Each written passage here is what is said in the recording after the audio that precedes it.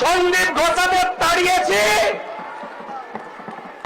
বাকি যা আছে পরিষ্কার করব। আরজি করে বিচার হবে। গোটা বাংলায় আমাদেরকে জিতিয়ে এনেছে। অভয় বিচার দিতে 3টে আইপিএস কে সাসপেন্ড করেছে, সন্দীপ ঘোষাদের তাড়িয়েছি, বাকি যা আছে পরিষ্কার করব। তামান্নার মা বিচার পাবে। রামপুর হাটে ওই 6 বছরের আদিবাসী কন্যা, তার পরিবার বিচার পাবে। ময়নাগুড়ির ওই রাজবংশী ফ্যামিলি, রাজগঞ্জের ওই রাজবংশী ফ্যামিলি, কালিয়াগঞ্জের মৃত্যুঞ্জয় বর্মন সহ আমাদের যে ছাত্রীকে ধর্ষণ খুন হয়েছে, বিচার আমরা দেব।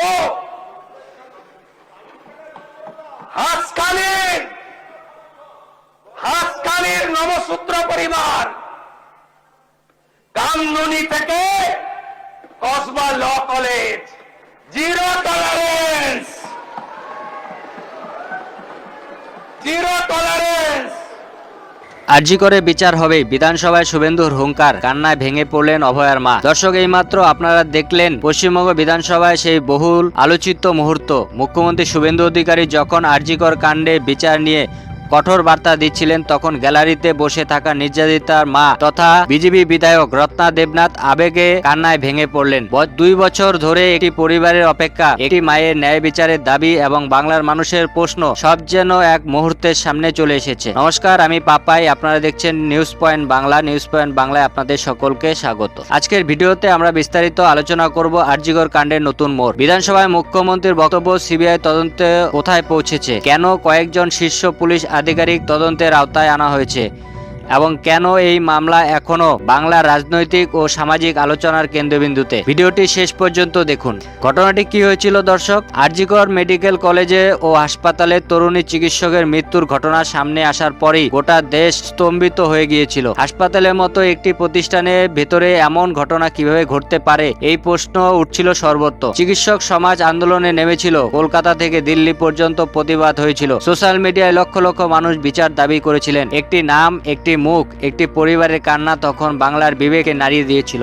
কেন এখন এই মামলার গুরুত্বপূর্ণ? কারণ এই মামলা শুধুমাত্র একটি অপরাধের মামলা নয়, এটি প্রশাসনিক দায়বদ্ধতা, হাসপাতালের নিরাপত্তা, তদন্তের স্বচ্ছতা এবং ন্যায় বিচারের প্রশ্ন। মানুষ জানতে চায় আসল অপরাধী কারা, কোনো তথ্য গোপন করা হয়েছিল কিনা, কোন প্রভাবশালী ব্যক্তির নাম জড়িত ছিল, তদন্তের সময় কোনো প্রমাণ নষ্ট হয়েছিল কি, এই প্রশ্নগুলো উত্তর এখন খুঁজছে সাধারণ মানুষ। তবে বিধানসভায় কি বললেন মুখ্যমন্ত্রী? মঙ্গলবার বিধানসভায় বক্তব্য রাখতে গিয়ে মুখ্যমন্ত্রী শুভেন্দু অধিকারী বলেন, আরজিকরের প্রকৃত বিচার হবে। তিনি আরো বলেন, অভয়ের বিচার ছিনিয়ে আনতে বাংলার মানুষ এই সরকারকে জিতিয়ে এনেছে। এই বক্তব্যের সময় বিধানসভার কক্ষে উপস্থিত সদস্যদের মধ্যে আবেগঘন পরিবেশ তৈরি হয়। মুখ্যমন্ত্রী দাবি করেন, নারী নির্যাতনের বিরুদ্ধে তার সরকার জিরো টলারেন্স নীতি গ্রহণ করবে। তিনি জানান, নারীদের বিরুদ্ধে অপরাধের দ্রুত বিচার নিশ্চিত করতে 2টি বিশেষ কমিশন গঠন করা হয়েছে। এই কমিশনগুলো ইতিমধ্যে রাজ্য মন্ত্রিসভায় অনুমোদন পেয়েছে।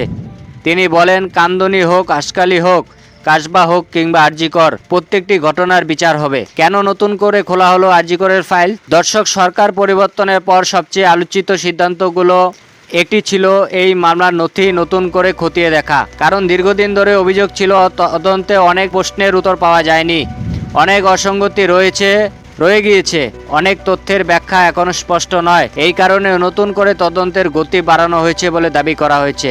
আইপিএস অফিসারদের বিরুদ্ধেও পদক্ষেপ নেওয়া হয়েছে। মুখ্যমন্ত্রী দাবি করেন, ইতিমধ্যে 3 জন আইপিএস অফিসারকে সাসপেন্ড করা হয়েছে। তদন্তের আওতায় এসেছেন কয়েকজন উচ্চ পদস্থী পুলিশ অধিকারী।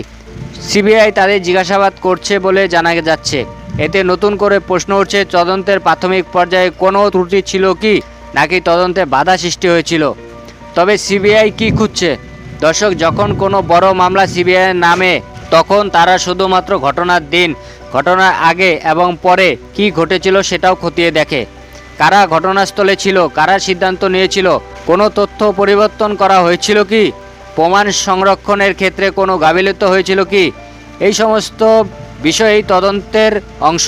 তবে সাম্প্রতিক সময়ে পানিঘাটটিতে সিবিআইয়ের সক্রিয়তা নতুন প্রশ্ন তৈরি করেছে। তদন্তকারীরা সেখানে গিয়ে বিভিন্ন ব্যক্তির সঙ্গে কথা বলছেন, ঘটনার দিন ও পরবর্তী সময়ে কিছু তথ্য যাচাই করার চেষ্টা করছেন। তদন্তের স্বার্থে তারা একাধিক ব্যক্তির বয়ানও রেকর্ড করছেন। তবে দর্শক, আজকের সবচেয়ে আবেগঘন মুহূর্ত ছিল এই অংশ। একজন মা প্রায় 2 বছর ধরে অপেক্ষা করছেন। তিনি বারবার বলেছেন তিনি রাজনৈতিক বক্তব্য চান না, তিনি বিচার চান। যখন বিধানসভায় তার মেয়ের নাম উচ্চারণ করে বিচার নিশ্চিত করার প্রতিশ্রুতি দেওয়া হয়, তখন তার চোখে জলই বুঝে দেয় এই দীর্ঘ সংগ্রামের গভীরতা। আজকে বাংলার মানুষ একটাই কথা বলছেন, দোষী যেই হোক তার শাস্তি হোক। যদি কেউ প্রভাবশালী হয় তাহলেও ছাড় নয়, যদি কেউ সাধারণ মানুষ হয় তাহলেও আইনের সবার জন্য সমান হওয়া উচিত। কারণ ন্যায় বিচার কোনো রাজনৈতিক রং নেই। এই ঘটনাকে কেন্দ্র করে রাজনৈতিক বিতর্ক তীব্র হয়েছে। এক পক্ষ বলছে আগের সরকার সত্য গোপন করার চেষ্টা করছে, অন্য পক্ষ বলছে তদন্ত চলুক, আদালতের সিদ্ধান্ত নিক। কিন্তু সাধারণ মানুষের কাছে সবচেয়ে গুরুত্বপূর্ণ বিষয় হলো সত্য সামনে আসা। আগামী দিনে আরও জিজ্ঞাসাবাদ হতে পারে, আরও তথ্য সামনে আসতে পারে, আরও কিছু গুরুত্বপূর্ণ সাক্ষ্য তদন্তের অংশ হতে পারে। তবে চূড়ান্ত সিদ্ধান্ত আদালতেই হবে এবং আদালতেই রায় শেষ কথা। দর্শক, আর.জি. কর কাণ্ড শুধুমাত্র একটি মামলা নয়, এটি একটি মেয়ের জন্য বিচার চাওয়ার লড়াই। এটি একটি পরিবারের দীর্ঘ অপেক্ষা, একটি বাংলার মানুষের ন্যায় বিচারের প্রত্যাশা। বিধানসভায় মুখ্যমন্ত্রীর বক্তব্য সেই প্রত্যাশাকে নতুন করে আলোচনার কেন্দ্রবিন্দুতে নিয়ে এসেছে। এখন দেখার তদন্ত কোথায় পৌঁছায়, কী তথ্য সামনে আসে এবং শেষ পর্যন্ত বিচার কতটা দ্রুত সম্পন্ন হয়। আপনার